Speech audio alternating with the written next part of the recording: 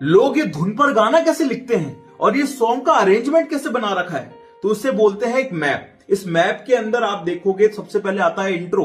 Intro में musical elements play हो रहे होते हैं कि गाना किस मूड का है, वो इनकी धुन से या इंस्ट्रूमेंट से पता चल जाता है कि हैप्पी है, सैड है कि इंटेंस है। उसके बाद लिखा जाता है वर्स। वर्स के अंदर हम लाइनें लिखते हैं जो कि ज्यादातर 16 लाइनें होती हैं जिनको बोलते हैं 16 बार्स। तो ये 16 बार्स का एक वर्स होता है जिसके अंदर गाने के कैरेक्टर के बारे में बात हो रही होती है, सिचुएशन क्या है गाने की, उस पर वो लाइनें लिखी जाती हैं।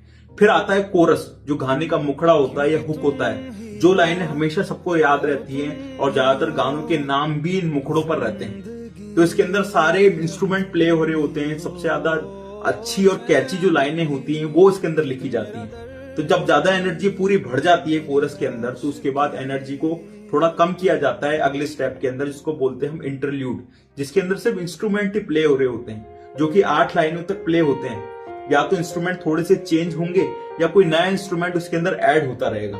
उसके बाद दोबारा से 16 बार्स की लाइनें या 16 लाइनें लिखी जाती हैं। एक पूरा वर्स 16 बार्स का होता है, वो पूरा लिखा जाता है, जिसमें और सिचुएशन को अच्छे से डिलीवर किया जाता है। पिछले वाले वर्स के अंदर लो पिच से हाई पिच पर गए हैं गाने को लेकर, तो इसके अंदर ड्रम्स का यूज किया गया। मतलब ड्रम्स किसी में बज रहे हैं, किसी में नहीं बज रहे हैं। मतलब हर 8 लाइन के बाद कुछ ना कुछ चेंजेस या तो आप वोकल से करो या म्यूजिक से करो, उस तरीके से पूरा गाना लिखा जाता है। फिर दोबारा से मुखड़ा चालू होता है, तो गाने के जितने भी एलिमेंट्स है वो सारे प्ले हो रहे होते हैं। और उसके बाद आता है आउट्रो।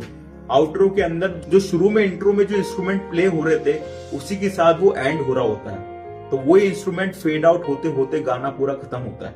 तो इस तरीके से ये पूरा मैप है गाने का, जिसके अकॉर्डिंग कोई भी लिरिसिस्ट या कोई भी सॉन्ग राइटर है वो अपने वर्ड्स को इन पर फिट करता है। ज्यादातर ये 8 बार और 16 बार जो 4 का जो पैटर्न है, 4 का जो मल्टीपल है, उसके अंदर लिखा जाता है, क्योंकि रिदम भी इसी पर फ्लो करती है।